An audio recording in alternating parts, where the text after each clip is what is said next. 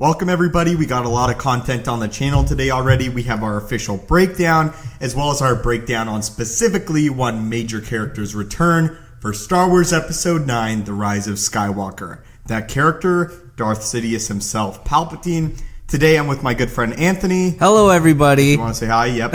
And today we will be doing a more discussion format version of this trailer, as we sometimes do. You guys liked it last time the major trailer came out. We talked about Solo, I believe, months ago.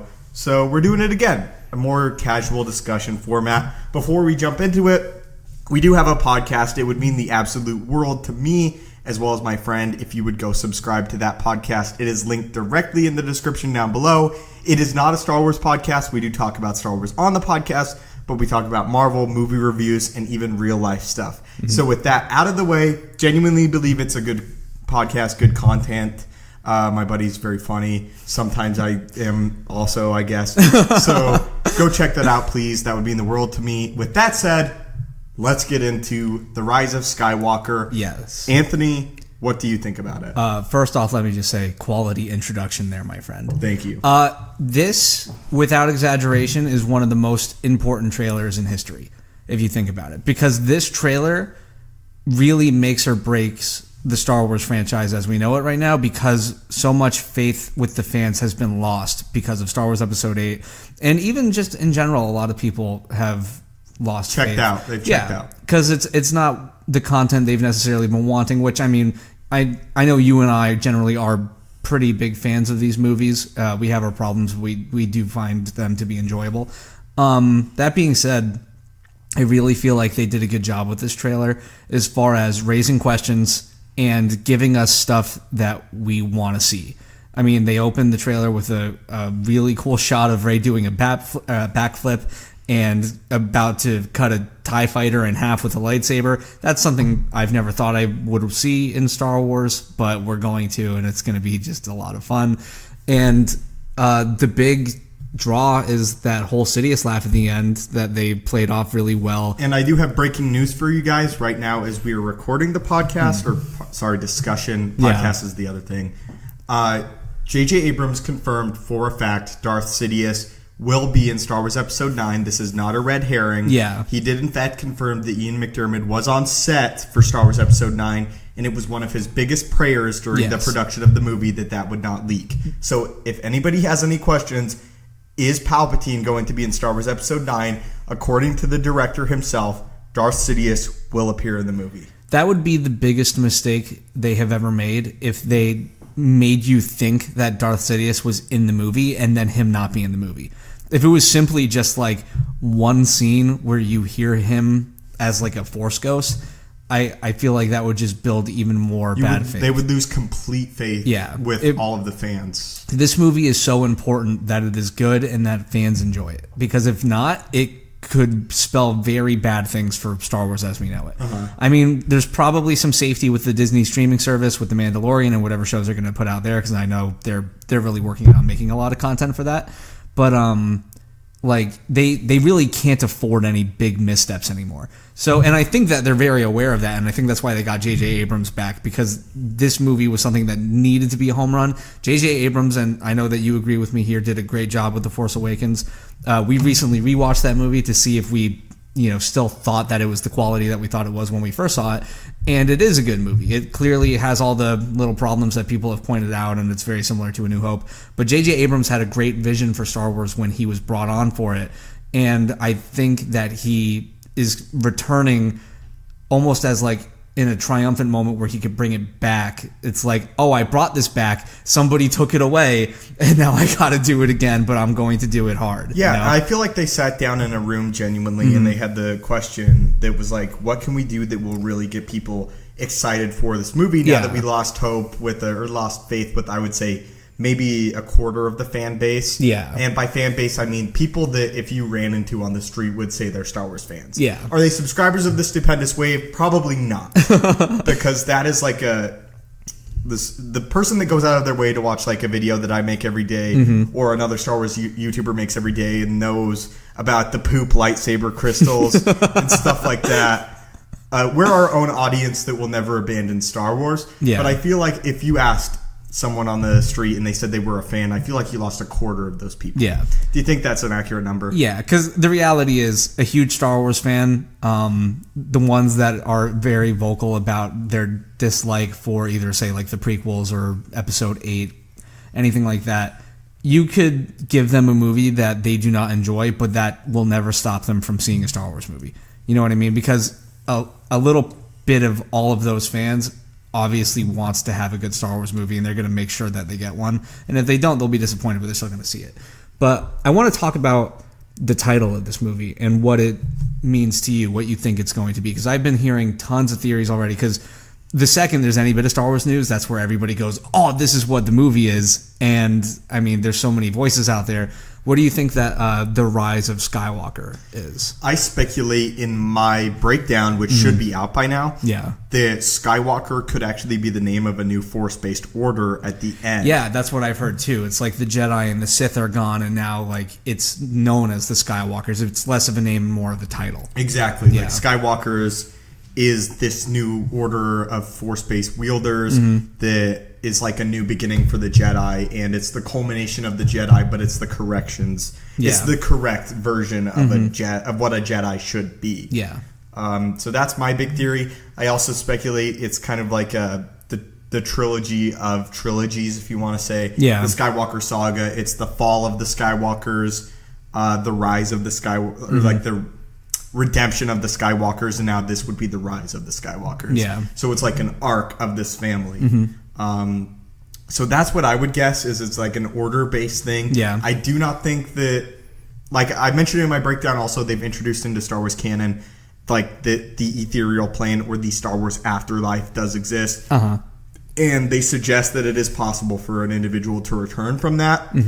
I feel as if that could come off very cheap in Star Wars Episode 9 and very much like, oh no, we killed Luke Skywalker. We need to undo this. We're just going to rewrite it without, consideration of the continuity of this entire, universe that we've built over the past 50 years. Yeah, exactly. So that's a really interesting factoid. I actually also want to bring one more thing up to sideline us just a little bit. My editor just sent me a text, and I want to thank him. Shout out to my editor. He does a good job. Thank you, Chris. But he says, and I speculate in my breakdown, the scene where Kylo Ren body slams that person, that could actually take place in the past, and that is like the Force-back vision of Kylo and the Knights of Ren attacking this clan of people that we see all the way back in The Force Awakens. I'm going to show you this picture, and I will also show you it on... I will also show you guys so you know exactly what we're looking at. Kylo Ren appears not to have a scar in this. Now, that's not confirmation that he doesn't have a scar, but... from what it looks like, according to it, he does not have a scar when he body slams that person. That is now potentially in the cards as a flashback and the beginning of the sequence that we see in The Force Awakens. So I just want to bring that up also. That's pretty interesting. What do you think the whole plot is going to be with this ruins of the Death Star? And where do you think that the Death Star ruins are? We were speculating on this before we recorded this discussion, but it seems like it's got to be on Endor. Where else could the wreckage? I guess there are realistically two locations this wreckage could be, and the location will determine which Death Star it is. Yeah. If it's a Death Star 1, it will be on Yavin 4, the moon of Yavin 4, where the Rebel base is, which I do speculate is where the Resistance has retreated to in Star Wars Episode 9. Yeah. And then the second one we talked about is Endor, of course. If it is the Death Star 2, which I think in lines with Star Wars would make sense if Palpatine is going to appear inside of the Death Star 2. Yeah. Or inside of the Death Star, it will be the Death Star 2. Yeah. And that would be Endor. And you actually pointed out to me there are, in fact, bodies of water on Endor as well as Yavin, but on Endor it is as well. If I had to put money on it, I would say I'm about 65% that it's the Death Star 2. Yeah. So it's more likely that it's a Death Star 2. You hear Palpatine's cackle. We were trying to do some size comparisons, but that's a really difficult thing to do. Yeah, that's something that you just can't really do in film, because whenever there's a movie that has anything of some sort of stature, the tendency is that the size there's variations throughout any of these movies. Like if you watch like old Godzilla movies, it's like the size of Godzilla is never the same scene by scene because it's just hard to make something always look the same size. So with that said, though, if they were going to do it accurately, it would be in this Star Wars movie. Yeah, it would be in the new Star Wars movie, but like who's to say exactly how big the second Death Star is? People just always vaguely say it's about the size of a moon, but moons aren't ever the same size. Like right. I see what you're saying. Yeah, it's hard to tell. It's hard to tell by one shot in a trailer. But like I said, if I were to bet, I would guess it's Endor. Yeah. I'm going on the assumption that this is Endor, and that this is where Palpatine's spirit has been residing for all of this time. It's also important. Important's not the right word, but it's also something to think about where it's kind of even hard to tell the distance they are from the wreckage of the Death Star. Because for all we know, they could be much farther from it than we think they are in that scene. Yeah, that's true. You know, because things at a distance always look smaller. But this thing could be so massive that it could be so far away that it just appears to be what size it is. Right. And you were showing me the scale of the Death Star, of course, to the moon of Endor. And Endor is far bigger than the Death Star is. But you had a theory and a suggestion on how Palpatine could play into Episode 9 if you want to share. Yeah. My thought process was that after the events of Episode 8, Kylo Ren is kind of left in charge without a mentor. There's no more Snoke. There's nobody training him. There's no superior to him. And similar to, in a way, where Rey pursues finding Luke Skywalker and training, wanting to be a Jedi, that maybe Kylo Ren goes off onto his own venture looking for somebody more powerful than him, going in the pursuit of like an ultimate evil if he's really choosing to fully embrace the dark side.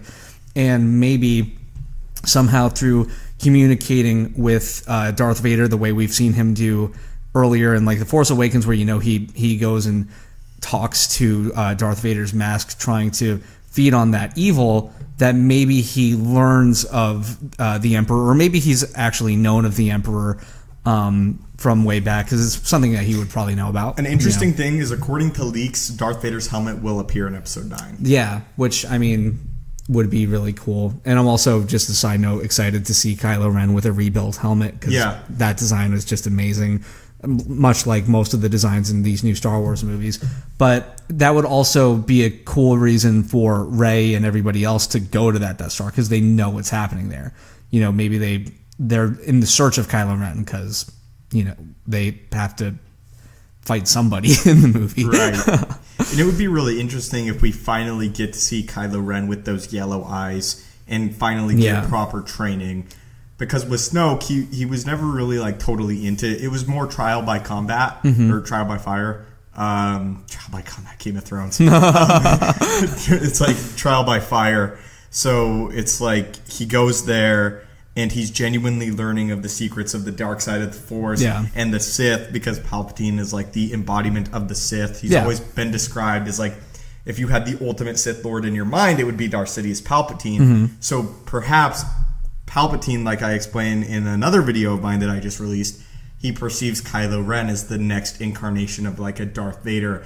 And perhaps even you could bring it even more full circle, where it's like, this is the apprentice that Palpatine has always wanted. Yeah. Because Kylo Ren is not injured. He's not lost all of his limbs.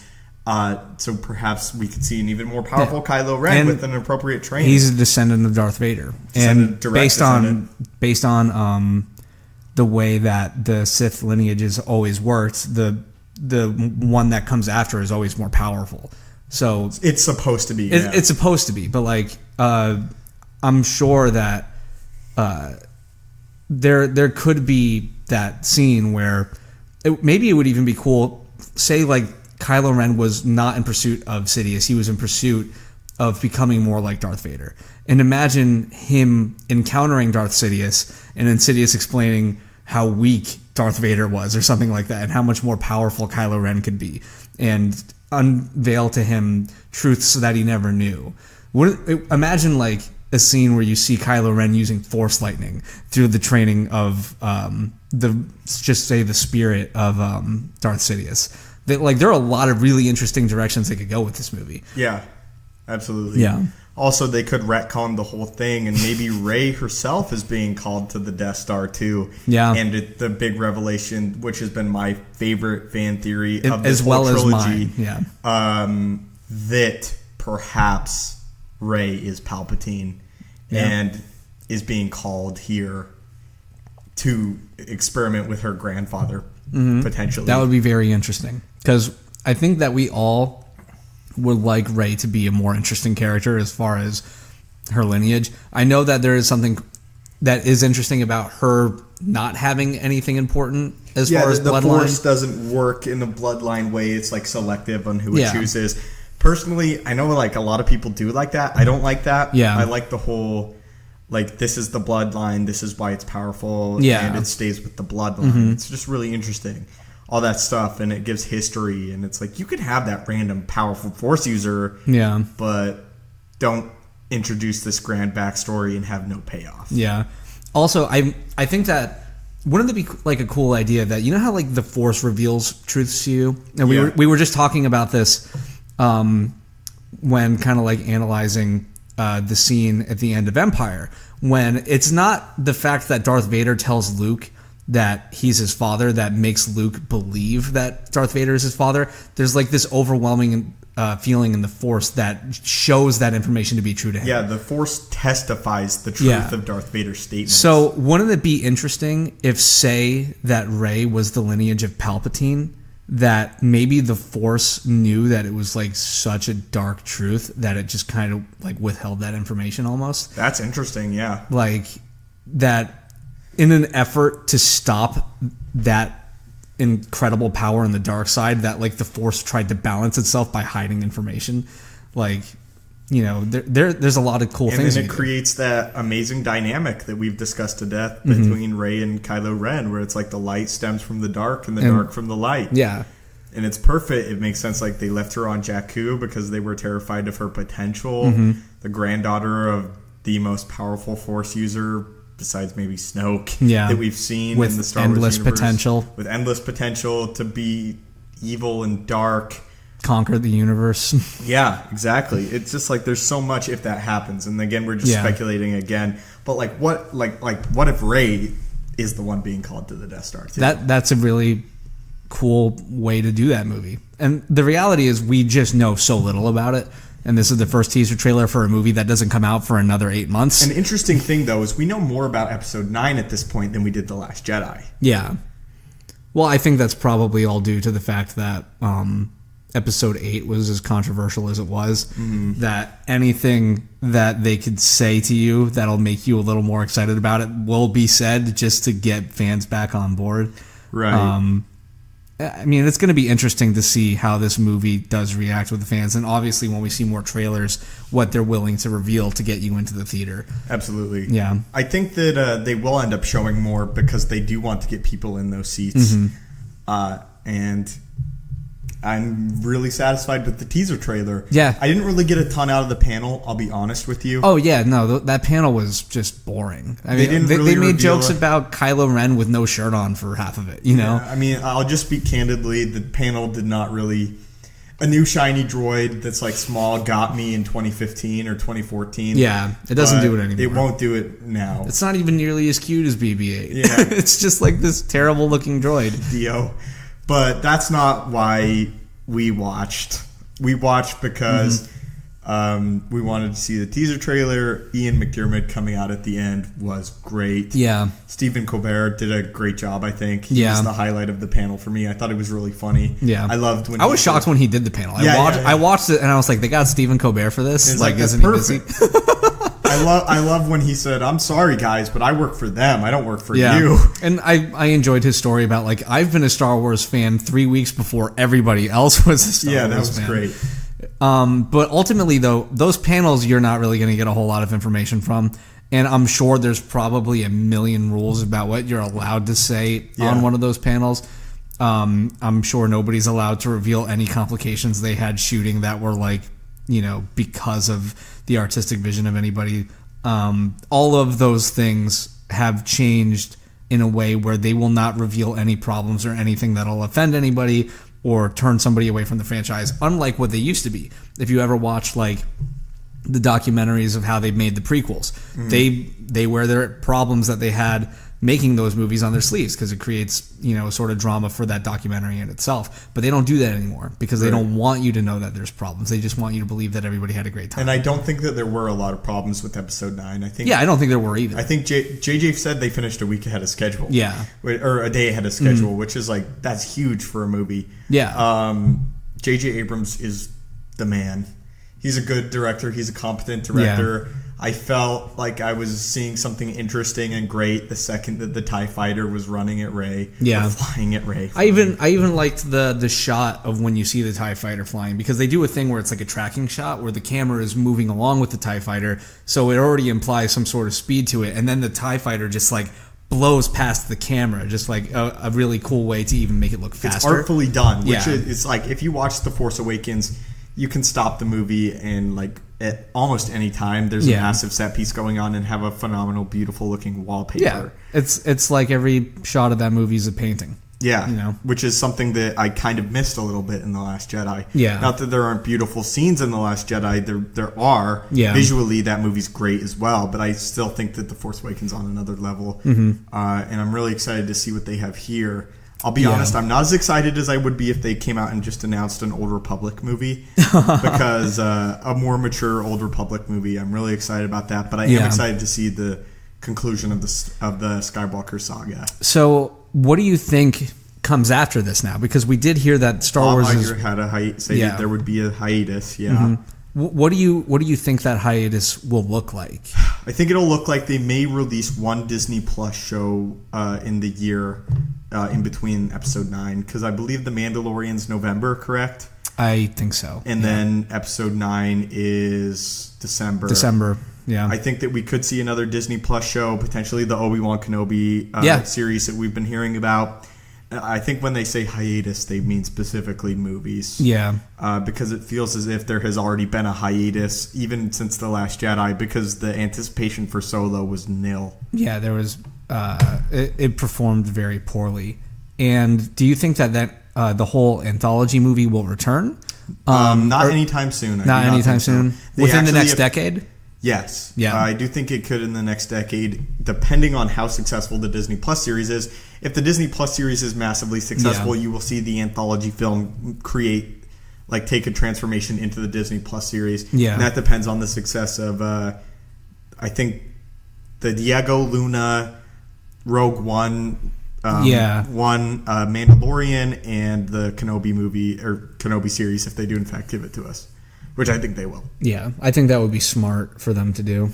But I'm very excited. I can take a year off of Star Wars. Obviously, I will always be here on YouTube talking about Star Wars. Yeah. But as far as Skywalker, I feel like I am ready to say goodbye to them, and I'm ready to get one more great installment with the Skywalkers and get new stories set in hopefully the Old Republic era. Yeah, I think that would be really interesting. And it'll be really interesting to see what happens with whatever the idea was for the trilogy that they had that Rian Johnson was going to make, which no longer appears that Rian Johnson is directing those movies at all. No, he said that he will. That he will? Yes, he has said several times. In fact, last week, he did in fact say that he would be returning to a galaxy far, far away after he completed his movie, his smaller movie that he's working on. Yeah. So as of right now, everybody, the Rian Johnson trilogy of films is still going to happen. Yeah, but that is literally all the information we know about it. That's all the information we know about. Rian Johnson is a notoriously slow writer. Mm-hmm. I would not be surprised if we don't see the first installment of it until after maybe even the second Game of Thrones movie. Oh, wow. Yeah. Is he affiliated with the Game of Thrones movies? I don't think so. Because he's not affiliated with 9. No, Rian Johnson is not affiliated with Star Wars Episode 9. Well, I think that's probably due to the fan reaction. I mean, I don't know. I think it may be up to him doing different projects. But as of right now, as soon as this changes, if it ever changes, I will be back reporting on it. But as of right now, Rian Johnson's trilogy is happening. The Game of Thrones people do have a trilogy set as well. Mm-hmm. The Mandalorian, Kenobi, the Rogue One prequel, and that is what we have. Yeah. Well, from what I could see, it looks like Star Wars is kind of like a massive... It's like the Titanic. And they were in the process of driving into that iceberg, and then somebody's behind the wheel and steering away from that iceberg and trying to get it on track. And I think that everybody kind of looked at it and said, here's what we got to do.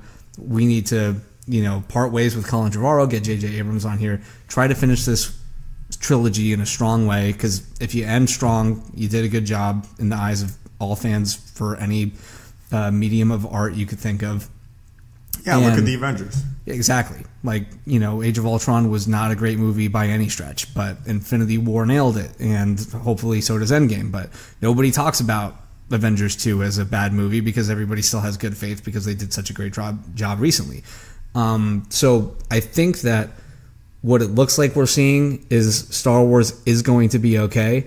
I think that we're going to get a movie that we're going to very much enjoy, hopefully, and that'll do a lot of cool things for the universe in a way that really they haven't done since The Force Awakens. So hopefully everything's just going to work out with this movie and with the movies that are going to come after, however long it takes for them to come here. And then obviously, hopefully, the Disney Plus stuff works really well. I'm pretty much more excited for that than most of Star Wars projects that they've been involved with. Like, I totally want to see a cool, badass Boba Fett TV show, essentially. Yeah. So, yeah, do you have any kind of, like, parting thoughts? This has been about 25 minutes. Probably keep it short. I'm very excited. I'm very happy with what I've seen for Star Wars Episode 9. Palpatine is the definite highlight. Absolutely. I hope to see Luke Skywalker as a Force Ghost, which I assume we will. Mark Hamill grew his beard out, so he'll be on screen. And we've gotten Force Ghosts, so... We've gotten Force Ghosts, so it's not a stretch. Yeah. And I want to see it. Yeah. A lot. I am very excited. It feels like Star Wars is back again for a reason and not because they're trying to make their $4 billion back. Yeah, exactly. It feels like it was made with love. Yeah. But not just with love, with fans in mind. Yeah. Which I feel like a lot of people complained that The Last Jedi was produced without fans in mind. Yeah. So, everybody, thank you guys so much for watching. We've got a lot of content out for Star Wars Episode 9, a lot to follow. The Rise of Skywalker. Check out our podcast in the description down below. It's similar to this. We have very serious discussions and then very comedic discussions also. Yeah, very relaxed. Sometimes we play video games in the middle of it. Sometimes we play video games in the middle of it. Talk about horror movies like every single podcast. It's a good time, though. Yeah. And I think you guys would genuinely enjoy it. And you'd help my buddy out a great deal because he's trying to get started on that. So it would mean a lot to me. And I'm sure even more to him. So anyway, guys, thank you so much for watching. As always, may the Force be with you and have a great day.